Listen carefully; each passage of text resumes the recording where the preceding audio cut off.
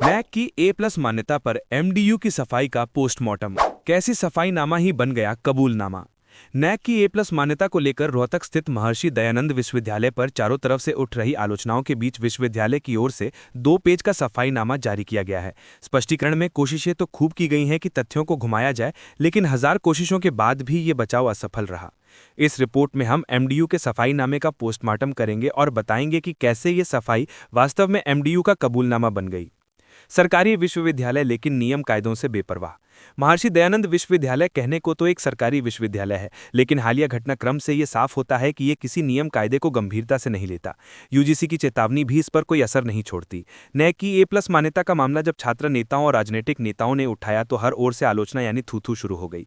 दबाव बढ़ा तो आनंद फानंद में सफाईनामा तो जारी कर दिया गया, लेकिन इस सफाई के बाद कई सवाल पहले से भी ज्यादा गहराए हैं। विश्वविद्यालय ने अपने बयान में NIRF रैंकिंग, शोध उपलब्धियों और नई नैक प्रणाली का जिक्र तो किया, लेकिन ये नहीं बताया कि समय पर IQAA और SSR फाइल क्यों नहीं की गई, जबकि ये मान्यता जारी रखने की सबसे बुनियादी शर्त थी। समय पर IQAA न भरना, यही असली गलती, लेकिन सफाई में चुप्पी। याद रहे कि नैक की पुरानी मान्यता मार्च 2024 में समाप्त हो गई थी। नियमों के अनुसार एमडीयू को 27 सितंबर 2023 से मार्च 2024 के बीच IQAA यानी institutional information for quality assessment form जमा करना था। सफाईनामे में ये कहा गया है कि नियम बदल रहे थे, इसलिए प्रक्रिया आगे नहीं बढ़ सकी, लेकिन ये दावा वास्तविकता से मेल नहीं खाता, क्योंकि इसी अवधि में देश भर के विश्वविद्यालयों ने पुराने ढांचे के तहत आवेदन किया और उन्हें नैक की मान्यताएं व ग्रेड भी मिले। एमडीयू ने इस दौरान IQAA दाखिल नहीं किया, जिसके कारण मान्यता स्वतः समाप्त हो गई। चौंकाने वाली बात यह है कि सफाईनामे में इस सबसे महत्वपूर्ण बिंदु पर कोई सीधा जवाब नहीं दिया गया। नई नैक प्रणाली का हवाला, लेकिन तथ्य कुछ और कहते हैं। विश्वविद्यालय ने अपने स्पष्टीकरण में कहा कि नैक नई प्रणाली लागू कर रहा था, इसलिए पुरानी पद्धति में आवेदन नहीं किया गया, जबकि तथ्य ये है कि नई प्रणाली जुलाई 2024 और जनवरी 2025 से लागू होनी थी। मार्च 2024 तक पुरानी प्रक्रिया पूरी तरह चालू थी। देश के दर्जनों विश्वविद्यालयों ने इसी अवधि में आवेदन किया और मान्यता प्राप्त की। इससे साफ है कि नई पद्धति का हवाला देना वास्तविक कारण नहीं माना जा सकता। मान्यता खत्म, लेकिन वेबसाइट पर अपडेट नहीं। पारदर्शिता पर बड़ा सवाल। नैक की वेबसाइट पर एमडीयू की A+ मान्यता मार्च 2024 में समाप्त दिख रही है। इसके बावजूद विश्वविद्यालय की अपनी वेबसाइट पर यह बदलाव आज तक अपडेट नहीं किया गया। इससे छात्रों, अभिभावकों और अभ्यर्थियों में भ्रम की स्थिति बनी रही। सवाल यह भी उठता है कि क्या छात्रों को नैक की A+ मान्यता प्राप्त विश्वविद्यालय कहकर एडमिशन दिलाना उनके भविष्य के साथ खिलवाड़ नहीं है? हम नैक के संपर्क में थे, तकनीकी रूप से असंभव दावा। एमडीयू ने दावा किया है कि वो नैक के संपर्क में था और पुरानी A+ ग्रेड जारी रखने का अनुरोध किया गया था। विशेषज्ञों का कहना है कि यह दावा तकनीकी रूप से गलत है, क्योंकि नैक में मान्यता अवधि बढ़ाने का कोई प्रावधान नहीं है। यह दावा भी सफाईनामे पर और अधिक सवाल खड़े करता है। मीडिया पर आरोप, लेकिन असली सवालों पर चुप्पी। स्पष्टीकरण के अंत में विश्वविद्यालय ने मीडिया से अधूरी और राजनैतिक जानकारी न चलाने की अपील की है। हालांकि पूरे बयान में यह नहीं बताया गया कि IQAA समय पर क्यों नहीं भरा गया, जिम्मेदारी किसकी थी, किस आदेश के आधार पर आवेदन टाला गया, छात्रों को इसकी जानकारी क्यों नहीं दी गई। निष्कर्ष, सफाईनामा नहीं कबूलनामा। एमडीयू का स्पष्टीकरण कई उपलब्धियों और प्रक्रियाओं का जिक्र करता है, लेकिन नैक मान्यता समाप्त होने के मूल कारण को स्पष्ट नहीं करता। समय पर IQAA दायर न करना ही A+ ग्रेड समाप्त होने का वास्तविक कारण प्रतीत होता है, और इसी बिंदु पर विश्वविद्यालय की चुप्पी सबसे बड़ा सवाल खड़ा करती है। सबसे गंभीर प्रश्न ये है कि A+ ग्रेड समाप्त हुए 1.5 साल से अधिक का समय हो चुका है, फिर भी विश्वविद्यालय प्रशासन की कान पर जू तक क्यों नहीं रहेंगी। यूजीसी की चेतावनी के बाद भी एमडीयू की वेबसाइट पर आज तक नैक की A+ मान्यता चस्पा क्यों है। हमारे संज्ञान में आया है और इतना गंभीर है कि लाखों बच्चों के भविष्य को इफेक्ट करेगा। सुबह एक अखबार में भी ये न्यूज़ छपी थी, और जब हमने उसकी डिटेल चेक करवाई तो उससे ज़्यादा इन डेप्थ एनालिसिस के बाद पता चला कि महर्षि दयानंद यूनिवर्सिटी रोहतक लाखों बच्चों के भविष्य के साथ इतना बड़ा खिलवाड़ कर रही है। पिछले साल नवंबर में जो नैक है, देश की सबसे बड़ी इंस्टीट्यूशन जो रेटिंग यूनिवर्सिटीज को देती है, और जिस रेटिंग से बच्चा कैंपस का सिलेक्शन करता है, उसकी ग्रेडिंग एमडीयू की नवंबर से हटी पड़ी, और उसके बावजूद एमडीयू प्रशासन ने अपनी वेबसाइट, अपने ब्रोशर्स और अपने एफिलिएटेड कॉलेजेस को जो डॉक्यूमेंट्स दिए, उसमें नैक A+ रेटिंग लिखने का काम किया और नैक के माध्यम से ही वो ऑनलाइन जो लर्निंग होती है या डिस्टेंस लर्निंग होती है, इसका प्रोसेस चलाते हुए आज लगभग 6,000 और 6500 के बीच में बच्चों को एफिलिएट कर कर वहां पढ़ा रहे हैं। पिछले दिनों यूजीसी ने लिखित तौर पे एमडीयू को भेजा है कि आप नैक के अप्रूवल के बिना नैक की ग्रेडेशन लेकर बच्चों के भविष्य के साथ खिलवाड़ नहीं कर सकते। उसके बावजूद भी एमडीयू प्रशासन ने अभी तक नैक A+ रेटिंग की प्रदर्शनी जो है वो अपने किसी भी ऑफिशियल डॉक्यूमेंट से नहीं हटाई। जननायक जनता पार्टी के छात्र संगठन INSO अब इसमें कार्रवाई करेगा, क्योंकि ऐसा पहले भी हिंदुस्तान की 2 यूनिवर्सिटीज में हुआ है और वहां पर क्रिमिनल ब्रीच ऑफ ट्रस्ट इसको बताया गया है कि आपने लाखों स्टूडेंट्स के भविष्य के साथ खिलवाड़ किया है। हम भी कल रोहतक के अंदर INSO की ओर से SP रोहतक को भी इसमें पिटीशन देंगे और महामहिम क्योंकि चांसलर है, ये उनका दायित्व बनता है कि वो इस पे तुरंत एक्शन लेने का काम करें। मैं तुरंत उनसे भी समय लेकर उनसे भी मिलकर आऊंगा, क्योंकि एज चांसलर अगर उनके अंडर किसी भी इंस्टीट्यूशन में इतना बड़ा ब्रीच ऑफ ट्रस्ट होता है तो वो भी इसमें इक्वली रिस्पॉन्सिबल है।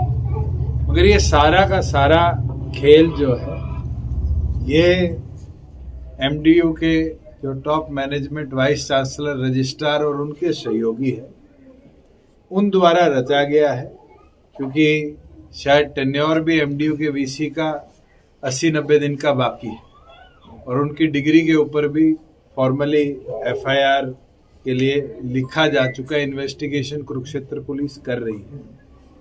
कहीं ना कहीं उनकी लापरवाही है कि उनने लाखों बच्चों के भविष्य के साथ इतना बड़ा खिलवाड़ किया है।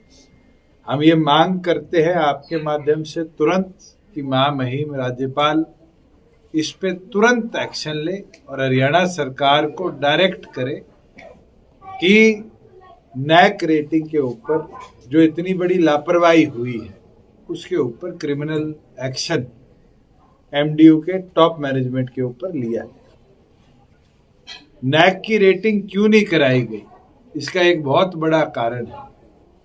पिछले 1 वर्ष से महर्षि दयानंद यूनिवर्सिटी को एक बहुत बड़ा पॉलिटिकल एजेंडा बना लिया गया और आप अगर उठाकर देखोगे तो उसके अंदर अलग अलग संस्थाएं जो भारतीय जनता पार्टी के साथ जुड़ी हुई है, केवल मात्र उनके प्रोग्राम हो रहे थे।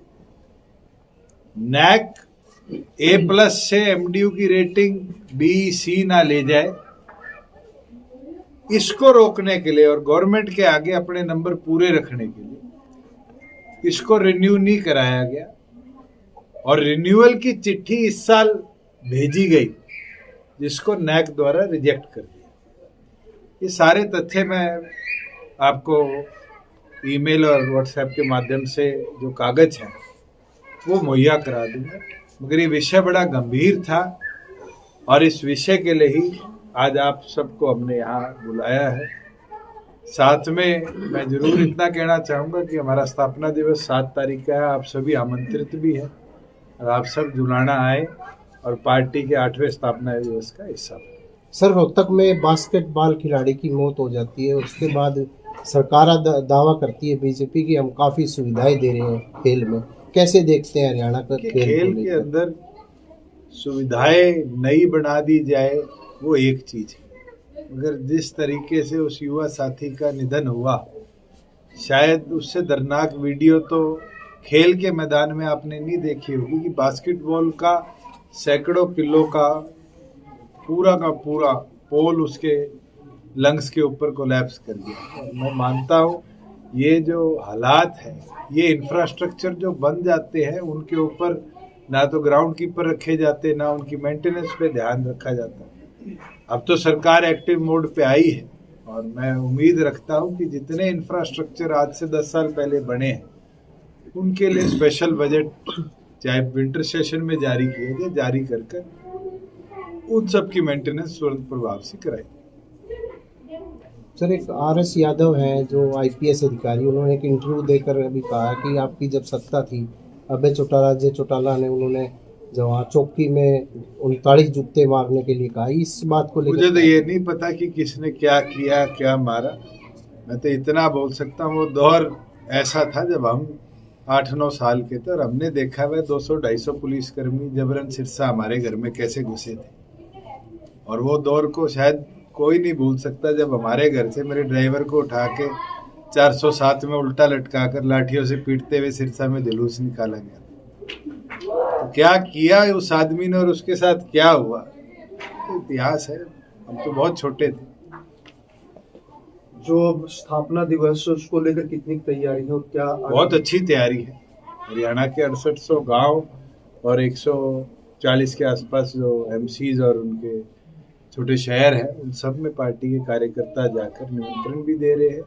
और मैं मानता हूं क्योंकि पिछले साल चुनाव के अंदर हमने रैली करी थी तो स्थापना दिवस नहीं मनाया था, पूरे जोश और उत्साह के साथ जुलाना की धरा पर पूरा हरियाणा आएगा भी और इस स्थापना दिवस को ऐतिहासिक बनाएगा। अब जो आप समय ले रहे हैं क्योंकि आगामी चुनाव 29 का लड़ेंगे, उसके लिए क्या इन लोगों के बीच में जाना? आप बीच में सरकार गिर दे, हम तो बीच में लड़ने की तैयारी है। ये क्यों कहना है कि 29 का लड़ेंगे? हमारी तो तैयारी चौटाला साहब वाली बात है, जूते पहन के बैरिक में सोते, जब चुनावी मैदान में उतारने की आदेश आ जाए हम तैयार रहते। क्या कुछ मुद्दे ले रहे हैं अब आगामी चुनाव को? अभी तो शुरुआत है। लॉ एंड ऑर्डर की जो स्थिति है शायद इससे तो आप सब मेरे से ज्यादा वाकिफ हैं। आप तो हर रोज रिपोर्टिंग करते हैं। कल भी एक खिलाड़ी को रोहतक में मार दिया गया, पहलवान को। ये घटनाएं कम नहीं हो रही, विदेशों से धमकियां आनी कम नहीं हो रही, DGP कूदते घूम रहे हैं। अब तो ये कहने लगे टोल पे नाके लगा दो, वर्दी ठीक नहीं है उसको पुलिस लाइन हाजिर कर दो, कोई पुलिस लिखता है गाड़ी पे उसको सस्पेंड कर दो। उनका टेन्योर तो सारा मात्र 23 दिन का बाकी है। क्या सरकार एक्सटेंशन दे रही है?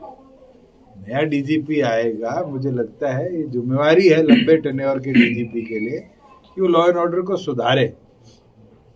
और लॉ एंड ऑर्डर जब सुधरेगा जब भी प्रदेश आगे बढ़ेगा। किसान की अब तक पेमेंटें नहीं आई। इस बार फसल खराबा आप लोगों ने रिपोर्ट किया था, 18 लाख एकड़ में हुआ था। 18 लाख एकड़ का मुआवजा सैनी साहब बताए 1 एकड़ का भी भिजवाया हो। अब तक 72 परवाही के 557 रुपए बाजरे के किसी किसान को नहीं मिले। और आज आता मैंने कोई कम से कम 10 ट्रालियां नरमे की मंडी में जाती मिली है। CCI की तो परचेज ही बंद है। तो किसान को तो आज नरमा भी 2000 रुपये सस्ता बेचना पड़ रहा है मजबूरी में, क्योंकि वहां पर सरकारी एजेंसी उपलब्ध नहीं। तो विषय अनेक है, मगर सरकार को समय समय पे जगाना विपक्ष का काम है और हम मजबूती से अपनी लड़ाई को लड़े। DGP साहब कहते हैं कि 2000 से ज्यादा जो है उन्होंने क्रिमिनल पकड़ लिए, तो किस तरह से काम करे? क्रिमिनल पकड़ रहे हैं? इसका मतलब तो उनकी पुलिस सो रही थी आज से पहले, या सैनी साहब कहीं ना कहीं शय दे रहे थे उन 2000 क्रिमिनल्स को जो ओपन पब्लिक में घूम रहे थे। और ऐसा क्या हुआ कि 2000 एक साथ पकड़े गए? इनने तो पता है क्या किया है, जो लोग जेल में बंद थे उनको भी बाहर लाकर सड़कों पे चला के कह दिया हमने क्रिमिनल पकड़ा। अब किसी आदमी पे 15 FIR है और वो एक केस में जेल में बंद है, जब पकड़ा जाता है तो 15 के 15 में वो अरेस्ट होता है। उसको अलग अलग जगह पेश करके आंकड़े बढ़ाने का जो काम किया है, ये तो मुझे लगता है इनकी रिटायरमेंट में एक ट्रॉफी इनको दी जाए तो बेहतर है। Thank you sir.